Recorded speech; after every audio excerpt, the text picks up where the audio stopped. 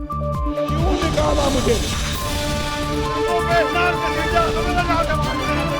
हम पाकिस्तान का किस्मत तब्दील करेंगे। आज एक पाकिस्तान और अवाम एक थे, एक हैं और एक रहेंगे।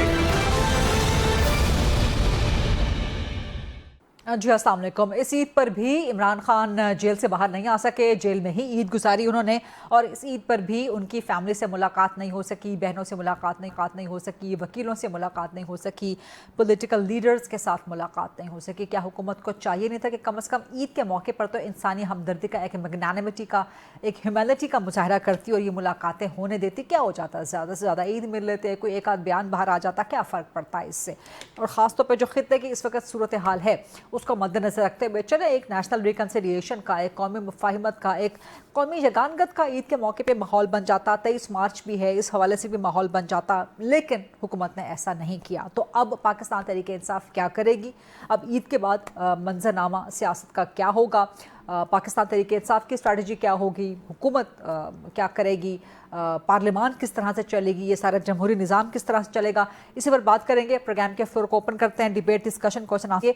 मुझे ज्वाइन कर रहे हैं खुर्रम दस्तगीर खान साहब, जो कि साबिक वफाकी वज़ीर भी रह चुके हैं, मरकज़ी नायब सदर हैं PMLN के। मेरे साथ मौजूद हैं जी आज शफ़ी जान साहब, मुआविन खुसूसी हैं बराए इत्तलात खैबर पख्तूनख्वा हुकूमत के, और मेरे साथ मौजूद हैं सेनेटर सरमद अली साहब, पीपल्स पार्टी के सीनियर मरकज़ी रहनुमा हैं। खुर्रम से पहला सवाल आपसे कि ईद पर भी मुलाकात नहीं होने दी, जो आज हमारा प्रोग्राम के टॉपिक भी है बुनियादी तौर पे। इमरान खान से मुलाकात नहीं होने दी, बहनों की नहीं होने दी, वकील नहीं मिले हैं, पार्टी के लोग नहीं मिले हैं, तो कम से कम ईद पर तो ये हो जाना चाहिए था। आपकी हुकूमत को कम से कम इतना तो फराख दिली का मुजाहरा करना चाहिए था।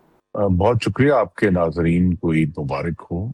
बानी चेयरमैन, सबसे जो सेहत का मामला है उस पर तो हुकूमत ने एक कदम आगे बढ़कर, जब तक वो एक मोहतरम वकील साहब की गलत रिपोर्ट सामने आने से 2 हफ्ते पहले ही उनका इलाज शुरू कर दिया जाएगा। उनकी सेहत के बारे में तो हुकूमत ने बहुत ही प्रोएक्टिव रोल जो है वो प्ले किया है। मैं इससे एग्री करूंगा कि कम से कम खानदान की हद तक तो मेरी भी आपकी तवज्जुह से हुकूमत को सिफारिश है, और ये मैं अंदरूनी तौर पर दे भी चुका हूँ, क्योंकि खानदान को मिलने की इजाजत होनी चाहिए। ये वही इजाजत है जो इमरान खान साहब ने बतौर वज़ीर आज़म राना सनाउल्लाह को दी थी, कि राना सनाउल्लाह से और कोई शख्स जो है, मैं खुद उसका कहते थे कि मैंने तजर्बा किया और खुद ऐनी शाहिद हूँ कि कैंप जेल लाहौर में हमने जाना, तो जब राना साहब की रिक्वेस्ट करी तो उन्होंने कहा जी उनकी जो मुलाकातें बंद हैं, सिर्फ हफ्ते में एक दफा उनकी फैमिली के लोग मिल सकते हैं। तो जरूर जो है, जो कानून कहता है उसके मुताबिक उनकी मुलाकात होनी चाहिए। सेहत उनकी अल्हम्दुलिल्लाह ठीक है और वो पहले से बेहतर है, बल्कि पिछले जब मुआयना हुआ तो उसमें लाजवाल अल्फाज बोले PTI सेक्रेटरी जनरल ने कि अब तो उन्हें घड़ी की सुइयां भी नजर आ रही हैं। तो अल्हम्दुलिल्लाह सेहत के हवाले से तो कोई ऐसी तशवीश नहीं है, लेकिन उनका खानदान ज़ाहिर है उनसे मिलना चाहता है। मेरी तवक्को है कि बहुत जल्दी मुलाकात हो भी जाएगी। जी आप वो बात कर रहे हैं खुर्रम दस्तगीर खान साहब के हो जानी चाहिए थी। मैं तो आपकी हुकूमत को सवाल के कटहरे में खड़ा कर रही हूँ कि नहीं किया गया, इंसानी हमदर्दी की बुनियाद पर भी नहीं किया गया।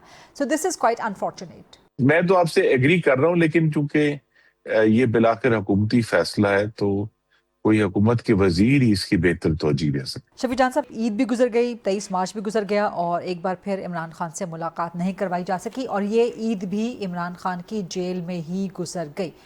कितनी ईदें आप लोग गुजरवा चुके हैं इमरान खान की जेल में, और कोई स्ट्रैटेजी आपकी कामयाब होती हुई नजर नहीं आती ना? व्हाट, ईद के बाद अब आप क्या करेंगे? देखिए, जहाँ तक सबसे पहले आपका शुक्रिया, जहाँ तक मुलाकात का सवाल है तो ये बात बड़ी वाज़ेह है कि मुलाकात कराना इस हुकूमत के इख्तियार में नहीं है। इमरान खान साहब के मुतालिक जितनी भी चीज़ें हैं, चाहे उनकी केसेस लगाना हो, डॉक्टर की रसाई हो या फिर मुलाकात हो, जब भी इस हुकूमत से बात की गई तो ये बेख्तियार पाए गए और ये इनके डोमेन में नहीं आता। और जब भी हम इस किस्म की कोई भी इनसे गुफ्तगू होती है तो इस किस्म की गुफ्तगू से वो कतराते हैं।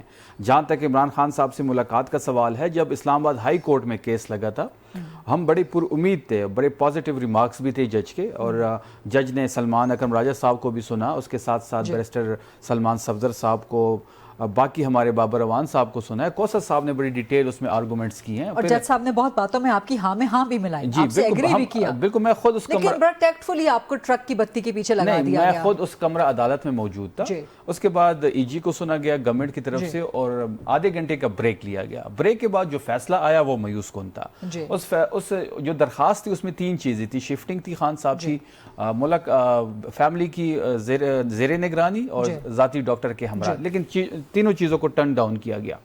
अब हम उसके खिलाफ एप्लीकेशन भी दे चुके हैं कोर्ट में। प्रेस कॉन्फ्रेंस भी आपने देखी होगी कि सीएम सोहेल आफरीदी और बाकी लीडरशिप ने की। लेकिन अब जो ईद के बाद हमारी जो लीडरशिप है, एक तो रिहाई फोर्स पे हमने काम शुरू कर दिया। अच्छा, वो कब तक बन जाएगी, उसकी कहाँ तक पहुंची है? कुछ हो रही है, कुछ उसमें भर्तियां हो रही हैं? ईद से पहले उस पे हमारी 4 घंटे की एक मीटिंग हुई है उसकी स्ट्रक्चर पे पूरी लीडरशिप के साथ। उसके बाद अगले दिन फिर हमने 4 घंटे की एक मीटिंग की है। अभी ईद के बाद उसकी लॉन्चिंग इवेंट पे हम जा रहे हैं, उसका डैशबोर्ड खोल दिया जाएगा, तमाम पाकिस्तान से नौजवान उसमें शामिल होंगे। और उसके साथ अभी रिक्रूटमेंट स्टार्ट नहीं, अभी तो डैशबोर्ड खोल दिया गया है। उसके लिए अभी मेंबरशिप शुरू हो जाएगी। मेंबरशिप जब शुरू होगी तो उसके बाद हल्फ होगा। और रिहाई फोर्स के साथ साथ हम इस नतीजे पे भी पहुंचे हैं कि अब जो भी होगा वो नतीजा खेज होना चाहिए। ये एक सोच प्रिवेल हो रही है। This is the final call. नहीं, फाइनल कॉल तो आप नहीं कह सकते इसको, लेकिन हम ये सोचते हैं कि हम इस चीज़ों को इस तरीके से प्लान करें ताकि हम कोई नतीजा उससे ले सके। कई दफ़ा हम इस्लामाबाद आए हैं लेकिन नतीजा वो जो गोल सेट किए थे वो हम अचीव नहीं कर सके। अब वर्कर भी ये चाहता है और लीडरशिप भी ये चाहती है कि इमरान खान साहब के हवाले से जो भी हो वो नतीजा खेज हो। ठीक है, तो मतलब आपका फाइनल मोमेंट आ गया है, आपका डू और डाई का मोमेंट आ गया। देखिए, अब हम तो कोशिश करेंगे कि हम नतीजा हासिल कर सके। हम प्लान भी उसी तरीके से करेंगे। जो इतनी देर हमने प्लानिंग पे लगाई, इतनी देर जो लीडरशिप बैठी रही मरकजी और सूबाई लीडरशिप, तो जो भी अब लाएमल दिया जाएगा इंशाल्लाह वो नतीजा। सारी उम्मीदें आपकी रिहाई फोर्स के साथ लग गई, मतलब that is your last option? नहीं, देखिए, रिहाई फोर्स को तो जो भी एक पहली बात कि रिहाई फोर्स का सिर्फ एक ही काम होगा, वो इमरान खान साहब की रिहाई। वो कैसे करवाएंगे? देखिए, वो जो भी लाएमल लीडरशिप उनको देगी उसमें सफ़े अव्वल में होगी। ठीक है, but that is your last and only option now? फिलहाल के लिए हम इसी पे सोच रहे हैं। ठीक। सेनेटर अहमद अली साहब, सर, पीपल्स पार्टी खुद भी जेलें भुगती हैं, बेनज़ीर भुट्टो साहिबा ने भुगती हैं, आसिफ जरदारी ने भुगती हैं, लेकिन उसके बावजूद फैमिली की मुलाकातें होती रहीं और इसी के बारे में कुछ इशारतन भी कहा गया पीटीआई की प्रेस कॉन्फ्रेंस में वगैरह वगैरह, so on and so fourth. I don't want to repeat that. लेकिन कम से कम ईद पर तो इमरान खान से मुलाकात हो जानी चाहिए थी। आप इसी हुकूमत के इत्तेहादी हैं, कम से कम इंसानी हमदर्दी के नाते ईद से पहले, ईद के मौके पे बहनों की, वकीलों की, डॉक्टर्स की, कम से कम सर ये भी इंसानी हमदर्दी का एलिमेंट इस्तेमाल नहीं किया गया? मेरे ख्याल में अगर हो जाती मुलाकात तो अच्छा था। हुकूमत को चाहिए था कि मुलाकात करा देते और एक अच्छा जेस्चर होता। ईद के ऊपर तो सबको मिलना चाहिए, उसके अंदर तो मेरे ख्याल में गलत है नहीं मिलाना। लेकिन जो भी इन्होंने बात की कि इन्होंने डैशबोर्ड खोल दिया है इमरान खान यूथ फोर्स के हवाले से, तो वो बड़ी इंटरेस्टिंग चीज़ है। मुझे याद आ वो रिहाई फोर्स मुझे एकदम याद आ गया कि हिटलर यूथ भी था, बजरंग दल भी है। ये जितनी फाशिस्ट ऑर्गेनाइजेशन है ना, वहाँ पे इस किस्म की चीज़ें बनती हैं। तो बेसिकली दे आर ओनली नहीं सर, आप हिटलर की यूथ फोर्स को कहाँ मिला रहे हैं सर? वो बड़े पुरअमन तरीके से आगे चलना चाहते हैं और नाम ही इमरान खान रिहाई अमन फोर्स है। अच्छा, रिहाई अमन फोर्स होगा। अच्छा, अमन फोर्स हो गया तो चले देखते हैं। बट ये देखिए, फोर्स वगैरह जो है ना, वो तो बना उसको तो एस्टेब्लिश करने की जिम्मेदारी होती है हुकूमत के पास। इनके पास किसी भी अपोजिशन, किसी भी पॉलिटिकल पार्टी के पास, आप देखें पीपल्स पार्टी के पास कोई क्या पीपल्स फोर्स है या मुस्लिम लीग के पास या इवन JUI के पास। ये जो फोर्स का लफ्ज़ है ना, ये बेसिकली स्टेट को इख्तियार है कि वो फोर्स को क्रिएट करे। तो this is but anyway let's see. ये भी तो कहना है ना कि इतनी फोर्स आप लोगों में से किसी के खिलाफ इस्तेमाल नहीं की गई जितनी फोर्स के साथ उनको चला जा रहा है। आप मुझे बताइए अगर हम में से किसी ने तारीख पढ़ी हो तो शहीद जुल्फ़िकार अली भुट्टो को फांसी दी गई। जो उनका जो जिसको ये डेथ सेल कहते हैं, जो 6 कमरों पे मुश्तमिल है, वहाँ पे भुट्टो साहब का जो डेथ सेल था वो अभी भी रावलपिंडी में जो डिस्ट्रिक्ट जेल था उसकी जो जगह पे जब पार्क बना हुआ है, वहाँ पे वो जो सेल है उसको महफूज रखा हुआ है। वो 6.5 फुट बाय 6.5 फुट था। ایک 6 فٹ کا آدمی اس کمرے میں آپ سوچیں کس طریقے سے سوتا ہوگا. مطلب یہ آپ پتہ نہیں کس دنیا میں یہ رہتے ہیں. آپ پیپلز پارٹی کے جو کارکن تھے ان کو تقریباً 7,000 کارکنوں کو کوڑے لگے. ان کو تو پتہ نہیں کہ لاہور قلعہ کیا ہوتا تھا. وہ لاہور قلعے جس وقت تو ہم جاتے ہیں لاہور فورٹ دیکھتے ہیں بڑا خوبصورت نظر آتا ہے, لیکن وہاں ایک عقوبت خانہ تھا جہاں پہ لوگوں کو رکھا جاتا تھا. بہت سارے ہمارے ساتھی ہمارے کولیگز آج بھی سینٹ میں میرے کولیگ ہیں مسعود احسن صاحب, انہوں نے کوڑے بھی کھائے اور انہوں نے لاہور فورٹ میں عقوبت خانے میں بھی رہے. تو مطلب آپ کو تو پتہ ہی نہیں ہے کہ ظلم ہوتا کیا ہے. یہ جو کچھ ہو رہا ہے دس از نتھنگ. پیپلز پارٹی سے پوچھیں کہ ظلم کیا ہوتا ہے. شہید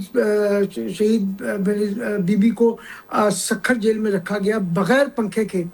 سکھر جیل اگر جا کے یہ دیکھیں تو ان کو پتہ چلے کہ جیل ہوتا کیا ہے. سکھر جیل کے مقابلے میں جو ان کے پاس اجالہ میں 6 کمروں کا کمپلیکس ہے نا, وہ ایکچولی 5 سٹار کمپلیکس جیل نظر آتا ہے. چاہے 5 سٹار ہو چاہے 7 سٹار ہو, جیل تو جیل ہوتی ہے نا سر. چاہے 5 سٹار ہو چاہے 7 سٹار ہو. لیکن پیپلز پارٹی نے جو صعوبتیں جو سفرنگز پیپلز پارٹی نے کی وہ ڈکٹیٹرشپ کے دور میں کی نا. ابھی تو آپ کے بقول آپ کے مطابق ڈیموکریٹک سسٹم ہے, تو اس میں تو یہ نہیں ہونا چاہیے نا کہ ان کو یہ شکوہ کرنا پڑے کہ ایسا کہیں اور جمہوری دور میں نہیں ہوا. نہیں, اصل میں بات کرتے ہیں کہ جی کبھی ہوا ہی نہیں تھا. یہ تو بلکہ کہتے ہیں دنیا کی تاریخ میں اتنا ظلم نہیں ہوا. پتہ نہیں کس دنیا میں یہ رہتے ہیں اور کہاں کیا یہ سوچتے ہیں. ان کو پاکستان کی تاریخ کا ان کو پتہ ہی نہیں. حسن ناصر کو یاد کا نہیں ان کو پتہ, جو جس کو 1962 میں ایوب خان نے شہید کر دیا. ٹھیک, تو آپ کی ایڈوائس بات کرنے آ جاتے ہیں, ہم بات کرنے آ جاتے ہیں. سر آپ پھر کیا سجیسٹ کریں گے؟ آپ پھر سجیسٹ کیا کریں گے؟ ملاقاتیں ان کی نہیں کروائی جاتی, حکومت ان کی نہیں سنتی, عدالتیں ان کو ریلیف نہیں دے رہی, پھر وہ کیا کریں؟ پارلیمنٹ میں ان کو بات نہیں کرنے دی جاتی, کیا کریں پھر وہ؟ اور پارلیمنٹ میں بالکل ان کو بات کرنے دی جاتی ہے. یہ بالکل بات کرتے ہیں اور جس قسم کا ادھم پارلیمنٹ میں بچاتے ہیں وہ بھی آپ لائیو ٹیلی ویژن کے اوپر دیکھتی ہیں. ان کو بالکل پارلیمنٹ میں بات کریں. افغانستان اور ایران کے معاملے پہ اپوزیشن نے اسی پی ٹی آئی نے اینڈ اٹس کمینڈیبل کہ انہوں نے ڈیمانڈ کیا کہ جو پارلیمنٹ میں بریفنگ دی جائے. پارلیمنٹ میں ابھی تک آج تک بریفنگ نہیں دی گئی آپ کی حکومت کی طرف سے, جس کے افغانستان کے ایران کے معاملے میں انہوں نے بات کی تھی, لیکن ایران کے معاملے میں تمام پارلیمنٹری پارٹیز جو پارٹیز ریپرزینٹڈ ہیں پارلیمنٹ میں, ان کے پارلیمنٹری سینٹ میں اور قومی اسمبلی میں پارلیمنٹری لیڈرز کو بلایا گیا تھا. P T I decided to boycott that. وہ تو ان کی مرضی ہے نا. وہ تو آپ کہہ رہی ہیں کہ پارلیمنٹ میں بولنے نہیں دیا جاتا. نہیں, parliamentary leadership is equivalent to parliament. They represent their respective parliamentary parties. آپ بات کر رہی ہیں ان کو آپ نے ابھی کہا ان کو بات نہیں کرنے دی جاتی. آپ ان سے پوچھئے کہ انہوں نے جو اسٹینڈنگ کمیٹیز ہیں جن سے انہوں نے استعفیٰ دیا ہوا ہے اور جن کے یہ چیئرمین تھے, ان اسٹینڈنگ کمیٹیز کو انہوں نے ان افیکٹو اور ڈس فنکشنل کر دیا استعفیٰ دے کے. اس کے بعد جو ان کی مراتیں ہیں وہ مراتیں لے رہے ہیں پوری, مراتیں پوری لے رہے ہیں, لیکن ان کو استعفیٰ دے کے بیٹھے اور 6 مہینے 8 مہینے اجلاس نہیں ہو رہے. مطلب ہم پارلیمنٹ کا یہ پارلیمنٹ کا مذاق اڑاتے ہیں اور جس قسم کی بےہودہ گفتگو یہ پارلیمنٹ میں کرتے ہیں. آپ کی تو لائیو ٹی وی پہ آپ کے پاس آ رہا ہوتا ہے, آپ کس دن بیٹھ کے پورا دن دیکھیں گے ہو کیا رہا ہوتا ہے. ہم نے پارلیمنٹ کو ایک مذاق بنا کے رکھ دیا ہے. ٹھیک, خرم صاحب نے قومی مفاہمت کا ایک قومی یگانگت کا ماحول بن جانا چاہیے تھا, جو کہ حکومت کے کنڈکٹ سے نظر نہیں آتا. And this I am not just referring to Imran Khan کی ملاقات, اس کے علاوہ بھی چاہے افغانستان کا ایشو ہو, چاہے ایران کا معاملہ ہو, پارلیمنٹ کو ابھی تک بریف نہیں کیا گیا. صرف ایک پرائم منسٹر ہاؤس میں میٹنگ کروا دی گئی, باوجود اس کے کہ اس کے بعد وزیر اعظم صاحب کا ایک کوئک اینڈ شارٹ سعودی عرب کا دورہ بھی ہوا, لیکن فی الحال پارلیمنٹ کو اعتماد میں نہیں لیا گیا. تو جو پی ایم ایل این کا آپ کی حکومت کا کنڈکٹ ہے کہ آپ اس ڈیموکریٹک سسٹم کو, اس پارلیمنٹری سسٹم کو لے کے چلنا ہی نہیں چاہتے, آپ کو فرق نہیں پڑتا کہ ملک میں مشاورت ہو رہی ہے, مفاہمت ہو رہی ہے کہ نہیں ہو رہی؟ دیکھیے, میں تو اس کو دوسری طرف موڑنا چاہوں گا کہ پاکستان کی اپوزیشن کا قومی سلامتی میں کوئی دلچسپی نہیں ہے, وہ ان کی ترجیح نہیں ہے. انہوں نے جو پالیسی پہلے دہشت گردی کے خلاف لڑنے میں بنائی, جو کہ تھی کہ ہم تو دہشت گردوں سے بزدلانہ مصالحت کریں گے, ہم تو ان سے نہیں لڑ سکتے. تو پچھلے وزیر اعلیٰ تھے, اس وزیر اعلیٰ نے بھی آ کے جو ہے اگرچہ کچھ نرمی اپنے الفاظ میں دکھائی ہے، لیکن ان کی پالیسی وہی ہے کہ وہ ایک کہتے ہیں اندھا دھند مذاکرات کی بات کر رہے ہیں. حالانکہ یہ بات اب واضح ہے 2013 سے، تو میں بھی اس سارے پروسیس کو دیکھ رہا ہوں کہ پاکستان کی حد تک مذاکرات کے ذریعے دہشت گردوں سے کبھی بھی کوئی معاہدہ کامیاب نہیں ہوا. چاہے وہ 2005 میں سب سے پہلے، اگر آپ کو یاد ہو تو سوات میں یہ معاہدہ کیا گیا تھا، پھر مختلف قبائلی علاقوں میں یہ معاہدے کیے گئے، اور ایک معاہدہ بھی دہشت گردوں نے اس کی پابندی نہیں کی. یہ وہی بیہیویئر ہے جو آج افغانستان پاکستان کے ساتھ کر رہا ہے. تو لہذا اپوزیشن کو بھی اس پر سوچنا پڑے گا کہ جب پاکستان کے جھنڈے کے نیچے کھڑا ہونے کی دعوت دی جائے تو وہ آ کر اس پر سودے بازیاں نہ کریں کہ ہماری ملاقات کرا دیں، ہمیں ڈاکٹر کا وزٹ کرا دیں. پاکستان کا جھنڈا سب پر فوقیت رکھتا ہے، وہ اس پر آئے، کھڑے ہوں. جس وقت آپ نے ایران کی بات کی، جس وقت قومی اسمبلی میں صدر کے سالانہ خطاب کے وقت شہید علی خامنائی کی فاتحہ پڑھی جا رہی تھی، تو اپوزیشن فاتحہ نہیں پڑھ رہی تھی، وہ شور ڈال رہی تھی، گو زرداری گو کے نعرے لگا رہی تھی.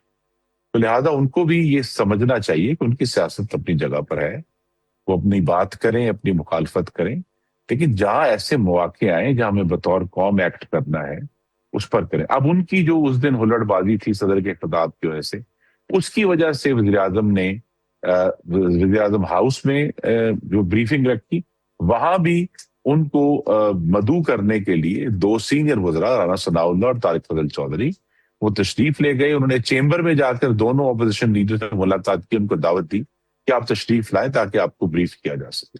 لیکن وہاں بھی انہوں نے دیکھیں، جب بھی وقت قیام آتا ہے یہ لوگ نیچے بیٹھ جاتے ہیں، اور وہ جو موقع تھا کہ وہ آ کے وزیر اعظم ہاؤس میں وہ بریفنگ بھی سنتے اور پھر اس پر بات بھی کرتے، اور اس پہ اپنے جو بھی ان کا نقطۂ نظر ہے وہ دیتے کھل کر، لیکن وہ نہیں دیتے. اور پھر جو ہے وہ اس قسم کی گفتگو آ کر ایوان میں جو دونوں نے کی ہے، ایک کا جس کا جہاں تھا جھکاؤ، انہوں نے کہا جی افغانستان کو کچھ ہوا تو پاکستان نہیں رہے گا، جن کا دوسری طرف جھکاؤ تو انہوں نے کہا جی ایران کو کچھ ہوا تو پاکستان نہیں رہے گا.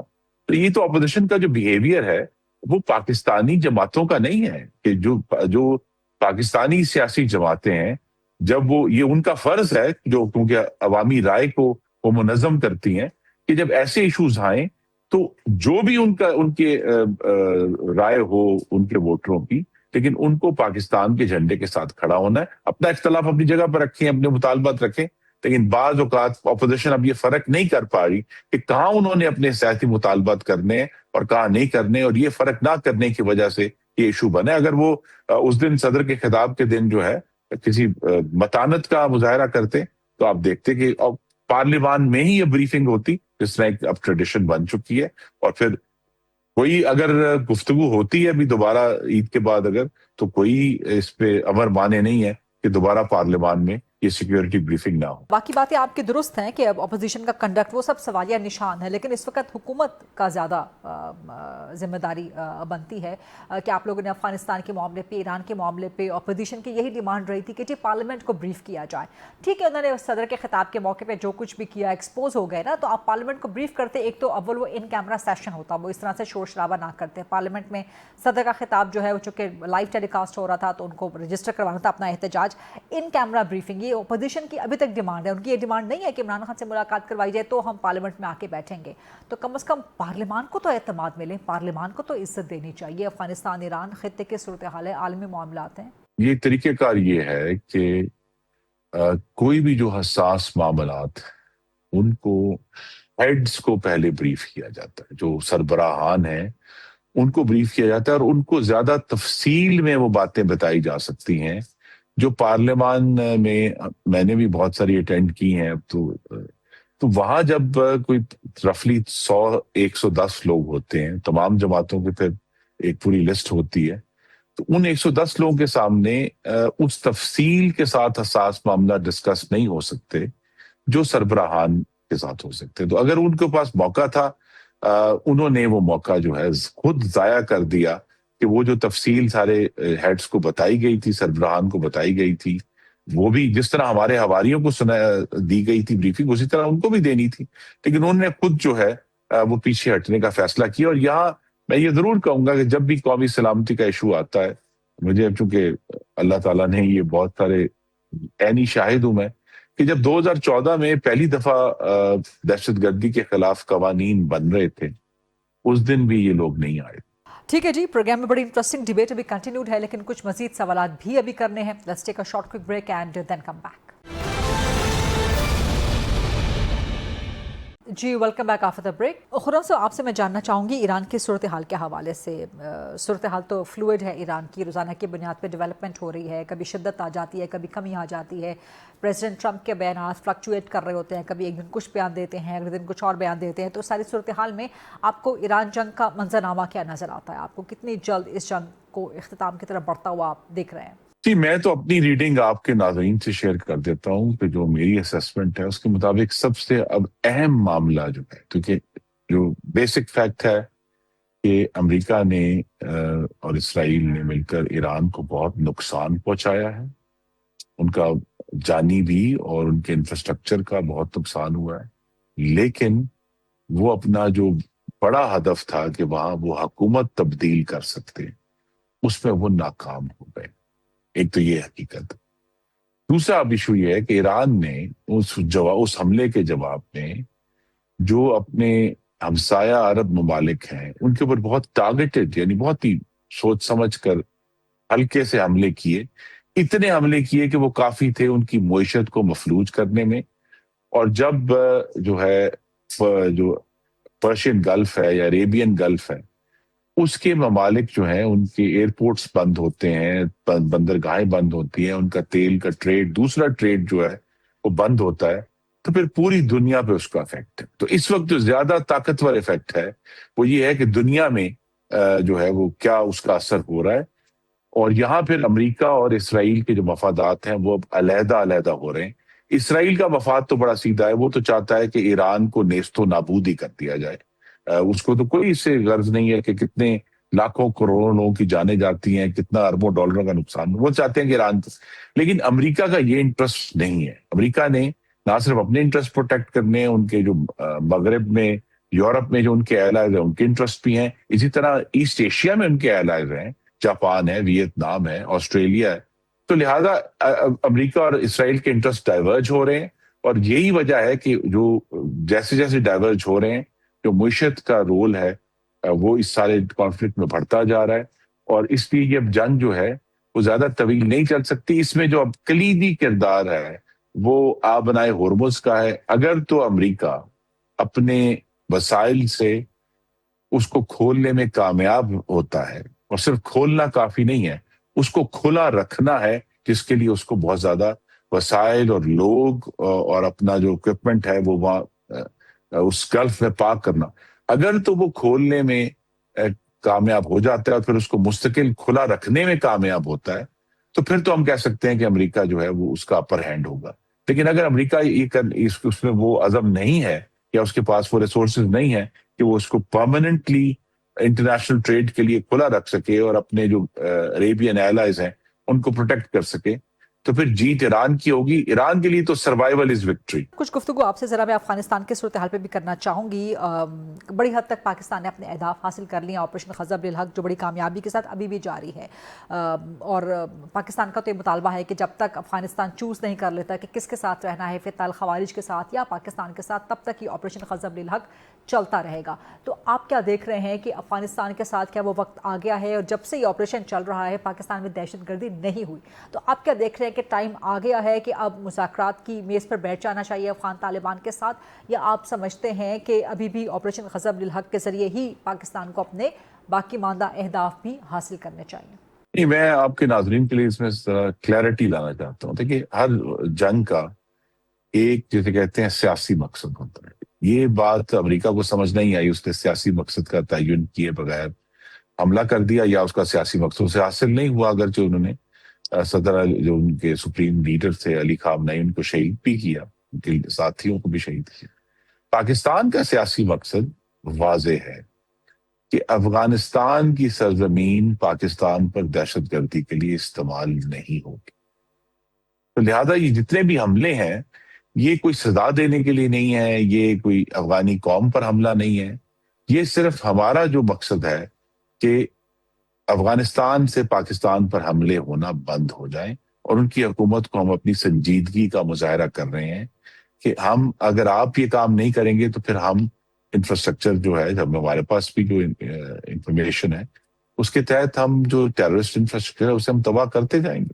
تو لہذا وہ جو سیاسی مقصد ہے جس پہ جو ہم نے ان سے دوحہ میں بھی بات کی، ہم نے یہی بات ان سے استنبول میں 2 دفعہ کی، لیکن وہ ویسے تو ایگری کرتے تھے ہم سے، لیکن ان رائٹنگ آنے کے لیے تیار نہیں تھے. تو لہذا اب اگر چائنا نے ایک کوشش جاری ہے کہ اگر ایسی نیگوسیشن ہوتی ہے جس پہ ہمیں پھر کوئی واضح طور پہ، صرف لکھنا کافی نہیں ہوگا، کوئی واضح طور پہ ہمیں نظر آتا ہے کہ افغانستان کی حکومت جو ہے وہ اپنی سرزمین کی ذمہ داری اٹھا رہی ہے کہ وہ دہشت گردی کے لیے استعمال نہیں ہوگی، تو پھر نیگوسیشن فوراً شروع ہو جائیں گی. اور ہم بھی چاہتے ہیں کہ کم از کم ہمارا ایک جو محاذ ہے وہاں پر امن آئے اور ہم تجارت بھی شروع کریں، ہم دوسرا جو پیپل ٹو پیپل ٹریڈ ہے وہ بھی شروع کریں، ہم جو افغانستان کے تھرو وسطی ایشیا کے ممالک تک پہنچنا چاہتے ہیں اس کا بھی آغاز کریں. لیکن اس کے لیے جو پہلی، پھر میں دہرا دیتا ہوں کہ افغانستان کی سرزمین پاکستان پر دہشت گردی کے لیے استعمال نہیں ہوگی. ہم اس مقصد کی طرف بڑھنا چاہتے ہیں. کچھ مزید سوالات بھی ابھی کرنے ہیں. Let's take a short quick break and then come back. جی welcome back after the break. Shafi Jan صاحب، اس ساری صورتحال میں سے وے آؤٹ تو نکلتا ہوا کوئی نظر نہیں آ رہا. آپ لوگ اپنے موقع پہ قائم ہیں، وہ اپنے موقع پہ قائم ہیں. نون لیگ اور پیپلز پارٹی والے پارلیمان کو عزت نہیں دیتے، وہ کہتے ہیں کہ جی آپ بھی پارلیمان کو عزت نہیں دیتے. دیکھیں، جہاں تک پارلیمان کو عزت دینے کی بات ہے تو یہیں پیپلز پارٹی اور اسی نون لیگ نے ہی پارلیمنٹ سے طاقت چھینی ہے 26ویں اور 27ویں ترمیم میں. اسی پارلیمنٹ نے ہی کسی کو، سر پارلیمنٹ کو طاقت دی گئی ہے. اب میری ٹرن ہے نا سر، اب تھوڑا حوصلہ پیدا کریں. جہاں اسی پارلیمنٹ نے ہی صدر کو اور ادارے کے سربراہ کو استثناء دیا ہے. جب استثناء دینا ہوتا ہے، جب آپ نے ترمیم کرنی ہوتی ہے، اور ان ترمیم میں 26 اور 27ویں ترمیم میں کوئی ایک شک جو ہے وہ عوام سے ریلیٹڈ نہیں ہے، تو یہ پارلیمنٹ بھی آتے ہیں، پارلیمنٹ کی قانون سازی میں بھی حصہ لیتے ہیں، وہاں خطاب بھی کرتے ہیں. جب ایران جیسی ایشوز آتے ہیں، جب پیس آف بورڈ جیسا ایشو آتا ہے تو یہ بند کمرے میں بیٹھ کے فیصلے کرتے ہیں. بند کمرے کے فیصلے کو نہ ہم مانتے ہیں، نہ ہم مسلط ہونے دیں گے. ایران جیسی ایشو پہ انہوں نے پارلیمنٹ کو اعتماد میں نہیں لیا. ہونا تو یہ چاہیے تھا کہ پارلیمنٹ کو اعتماد میں لیتے، تمام اراکین کو وہاں پہ بریفنگ دیتے، ساری قوم کے سامنے ساری چیزیں رکھتے، تو اس کے بعد جو بھی ہوتا ساری قوم بھی دیکھ لیتی. آپ وزیر اعظم ہاؤس میں کچھ لوگوں کو بلاتے ہیں، وہاں پہ آپ ایک بریفنگ دیتے ہیں. کمران مرتضیٰ کی اسٹیٹمنٹ آن ریکارڈ پڑی ہے، وہ اس بریفنگ میں شریک تھے. وہ یہ کہہ رہے تھے کہ جو بریفنگ وہاں پہ دی گئی ہے اس بریفنگ کا نہ کوئی سر تھا، نہ کوئی پیر تھا، نہ وزیر اعظم کے پاس یہ پتا تھا کہ انہوں نے آگے کیا کرنا ہے، اسٹریٹجی کیا ہے، پلاننگ کیا ہے. بات بڑی واضح ہے کہ یہ دونوں جماعتیں جو ہیں یہ ڈنڈے کے زور پہ اکٹھے ہوئے ہیں. یہ پارلیمنٹ کی جو طاقت کی بات ہے، پارلیمنٹ کی طاقت کی بات ان کے ساتھ اچھی نہیں لگتی. آپ بھی ایفیکٹیولی اتنا اپوزیشن کا کردار یا دباؤ نہیں ڈال رہے، چاہے وہ افغانستان کا معاملہ ہو، چاہے ایران کی صورتحال ہو، چاہے بورڈ آف پیس کا ایشو ہو، چاہے پیٹرول پرائسز کا ایشو ہو. دیکھیں پہلی بات یہ ہے ایفیکٹیو اپوزیشن یا آپ کی اپوزیشن لیڈرز نے نہیں. دیکھیں جہاں تک پیٹرول پرائسز کی بات ہے تو ہم نے تو بڑی ایفیکٹیولی اس پہ آواز اٹھائی ہے. واحد خیبر پختونخوا کا صوبہ تھا جو سب سے پہلے آگے بڑھا ہے، اپنے لوگوں کو ریلیف دیا ہے، اور ہمارے پریشر کی وجہ سے ہی وزیر اعظم آ کے انہوں نے قوم سے خطاب کیا. کیا یہ اچھا نہ ہوتا کہ وہ پیٹرول پرائس بڑھانے سے پہلے آتے، وہاں پہ خطاب کرتے، پھر بڑھا دیتے؟ ایک دفعہ آپ نے ڈاکہ ڈال دیا، اس کے بعد اس ڈاکے کی صفائی کے لیے آ گئے ہیں. دیکھیں اس ڈاکے میں پیپلز پارٹی اور نون دونوں یہ دونوں ایک جیسے ہیں، یہ دونوں شامل ہیں. پیپلز پارٹی کی بھی آپ کو یاد ہوگا کہ جب پارٹی نے تو کہا کہ ہمیں کچھ نہیں بتایا گیا تھا اس معاملے پہ، تو پھر گورنمنٹ کو چھوڑ دے، پھر اپنے جو ان کے گورنرز ہیں وہ استعفیٰ دے دیں، صدر استعفیٰ دے دے، جن کے ووٹوں پہ صدر بنا ہوا ہے اور جو انہوں نے پوزیشن آکوپائی کی ہوئی ہے. خیبر پختونخوا کا گورنر بھی ان کا ہے، تو پھر وہ جو پوسٹ انہوں نے پکڑی ہوئی ہے ان کو چھوڑ دیں. سینٹ کا چیئرمین ان کا ہے، وہ بھی پھر وہاں سے بھی استعفیٰ دیتے. اس طرح نہیں ہو سکتا کہ آپ اچھی چیز کو کہے جی ہم ان کے ساتھ ہیں، اور جب کوئی غیر مقبول فیصلہ ہو یا کوئی ڈاکہ مارنا ہو وہ بھی ساتھ ہی یہ مارتے ہیں. یہ دونوں کی عادت ہے. یہ دونوں پارٹیاں جو ہوتی ہیں یہ باری باری والی پارٹیاں ہیں. یہ جب ابھی ان کی باری ہے تو یہ کچھ نہیں کہیں گے، جتنا ڈاکے انہیں ڈالنے ہیں ڈاکہ ڈال دے. جب ان کی باری آئے گی پھر وہ کچھ نہیں کہیں گے. ساری عمر انہوں نے یہی پالیٹکس کی ہے. ہے. اور عمران خان سارے یہ اس لیے ایک ہوئے ہیں کہ جو تانے کا ایس ایچ او ہے وہ ایماندار آ گیا ہے, اور جب تانے کا ایس ایچ او ایماندار آ جاتا ہے تو نیچے کے جو چور ہوتے ہیں وہ سارے مل جاتے ہیں. ابھی تو ایس ایچ او خود جیل میں بند ہے. نہیں, وہ تو نظام نے بند کیا ہوا ہے, ان کے اختیار میں تو کچھ نہیں ہے. جہاں تک انہوں نے کہا بھٹو کی جیل کی بات کی, تو بھٹو سے زیادہ مجھے تو بھٹو کا میں نے تو نہیں دیکھا, لوگوں سے سنا ہی ہے. اس کا سحر کی بات ہوتی تھی, اس کی لیڈرشپ کی بات ہوتی تھی. بالکل ہوں گے بڑے لیڈر, لیکن عمران خان بھٹو سے بڑے لیڈر ہیں. عمران خان بالکل بڑے لیڈر ہیں, بن چکے ہیں. وہ کیسے ثابت کیجئے؟ اب سن لیں نا, جو الیکشن ہوا تھا اس میں بھٹو نے کتنے سیٹس لی تھی؟ وہ تو ہار گئے تھے نا. یہاں تو خان نے 180 سیٹیں لی ہیں. آج بھی جو 90% لوگوں کا لیڈر عمران خان ہے. کیا بھٹو کی تصویر پہ پابندی لگی تھی؟ کیا بھٹو سے ملاقات بند تھی؟ کیا بھٹو کی بیان پہ پابندی تھی؟ کیا بھٹو کی پیپلز پارٹی پہ پابندی لگی تھی؟ یہاں پہ خان کی تصویر بند ہے, خان کا بیان بند ہے. خان کے بیان کے سامنے نظام نہیں ٹھہر سکتا. اور بھٹو جو تھا اس کی بیٹی باہر ہوتی تھی, پیپلز پارٹی اپنا سارا جو ان کے ریلیز ہوتی تھی. ہمارے تو یہاں پہ پارٹی پہ بھی پابندی ہے, پوسٹر پہ بھی پابندی ہے, تصویر پہ بھی پابندی ہے, جھنڈے پہ بھی پابندی ہے. بلکہ ہم الیکٹرول پروسیس میں بھی حصہ نہیں لے سکتے. اگر ہمارے اراکین آزاد جاتے ہیں تو ان کی جو ریلیز ہوتے ہیں وہ بھی نہیں چھوڑے جاتے. تو بھٹو سے بڑا لیڈر ہے عمران خان. پورے یہ بات ثابت ہو چکی ہے. عوامی نوجوان کے لیے ذوالفقار بھٹو سے بڑا لیڈر عمران خان. بالکل 90% لوگوں کا لیڈر عمران خان ہے, اور یہ ثابت بھی ہو چکا ہے الیکشن ریزلٹس میں بھی. جی سینٹر سرمد علی صاحب. جی میں جواب دینا چاہوں گا. انہوں نے جو باتیں کہیں, میں نے جیسے کہا نا, ان کو تاریخ کا نہیں پتا. ان کی تاریخ تو بتائیں نا, بھٹو نے کتنی سیٹس لی تھی؟ آپ کو معلوم ہے کتنی لی تھی؟ جتنی بھی لی تھی وہ ان سے کم لی تھی, جس کی وجہ سے بنگلہ دیش بنا ہے. بھٹو صاحب کی سیٹیں 126 150 کی پارلیمنٹ میں ان کی سیٹیں 125 تھیں. یہ آپ کو پتا ہے؟ آپ سمپل میجورٹی بھی آپ نے نہیں لی تھی. آپ گوگل کر لیں, آپ گوگل کر لیں, آپ نے سمپل میجورٹی بھی نہیں لی تھی. اور جس نے الیکشن جیتا تھا اس کو آپ اقتدار نہیں دے رہے تھے. اچھا ہاں, وہ تو آپ کا ہیرو ہے جو پاکستان کو توڑنے والا. میں نے ہیرو کی بات نہیں کی, آپ باقی مت بات کو کہیں اور نہ لے کے جائیں. آپ نے سمپل میجورٹی بھی نہیں لی تھی, بھٹو نے سمپل میجورٹی بھی نہیں لی تھی. اس ملک کے وہ آپ کے ہیرو ہیں, جو غدار ہیں اس ملک کے وہ آپ کے ہیرو ہیں. شور سے یا آواز اونچی کرنے سے آپ کی دلائل جو ہے وہ مضبوط نہیں ہوگا. آپ نے سمپل میجورٹی نہیں لی تھی. سینٹر سرمد صاحب, خلیدہ, this man has no idea what history is, about history. آپ لوگوں کو مت بلایا کریں جن کو تاریخ کا نہیں پتا ہوتا. ذوالفقار علی بھٹو, آپ ان کو بس ثابت کر دیں کہ عمران خان بھٹو سے بڑے لیڈر نہیں ہیں. Zulfiqar Ali Bhutto had 2/3 majority. Zulfiqar Ali Bhutto had 2/3 majority in the Parliament of Pakistan. That is why from 1971 till 1977, and also he won the elections.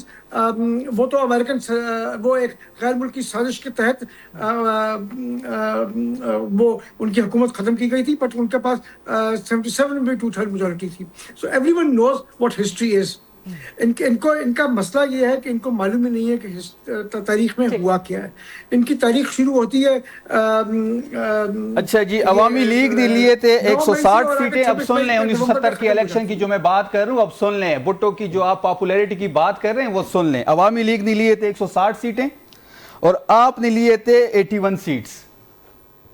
آپ نے کہاں 2/3 میجورٹی لی تھی, یہ ذرا ثابت کریں. باغ نہیں دیں گے ہم, اس طرح نہیں ہے سینیٹر صاحب کہ آپ ٹی وی میں بیٹھ کے جو بھی بول دیں. میں بالکل غلط نہیں کہہ رہا. جو اسمبلی پہ یہ ریکارڈ ہے میرے پاس, میں آپ کو لنک میں غریدہ صاحب کو بھیج رہا ہوں, آپ کو بھی بھیج دوں گا. میرے پاس آپ کا نمبر نہیں ہے. تو اس کے پارلیمنٹ کی میٹنگ جو ہوئی ہے, پہلی پارلیمنٹ کی میٹنگ وہ 1972 میں ہوئی ہے. 1972 میں جو ہاؤس تھا اس کے اندر پیپلز پارٹی ہے 2/3 میجورٹی. اگر آپ کو نہیں معلوم تو تاریخ پڑھ لیجئے. یہ میرے سامنے ہی ہے 1970 کا الیکشن, عوامی لیگ 160 سیٹیں اور آپ کی جو ہے 81 سیٹیں. یہ پروگرام کیونکہ اس وقت انفارچونیٹلی پروگرام کا ٹائم ختم ہو رہا ہے, لیکن ڈیبیٹ بہت انٹرسٹنگ ہے کہ کون بڑا لیڈر تھا, ذوالفقار بھٹو یا عمران خان. تاریخ کس کے حق میں فیصلہ دے گی, اس پہ ذرا ایک اور پروگرام رکھ لیں گے. شفیع جان صاحب تاریخ دے چکی ہے فیصلہ, تاریخ تو آلریڈی دے چکی ہے فیصلہ. سر ایک اور پروگرام اس پہ رکھ لیں گے کہ آج کے نوجوان کے لیے بھٹو بڑا لیڈر ہے یا عمران خان بڑا لیڈر ہے. آج کے نوجوان ڈیفینیٹلی عمران خان ہے. इस पे डिबेट करेंगे ना एक और प्रोग्राम में। अभी तो अनफॉर्चुनेटली प्रोग्राम का टाइम खत्म हो रहा है। बहुत बहुत शुक्रिया सेंटर सरमद अली साहब, शफी जान साहब और खुर्रम खान साहब। दैट्स अ रैप जी, ये था आज का programme. I will see you tomorrow इंशाल्लाह 8 o'clock ऑन GTV। अल्लाह हाफ़िज़।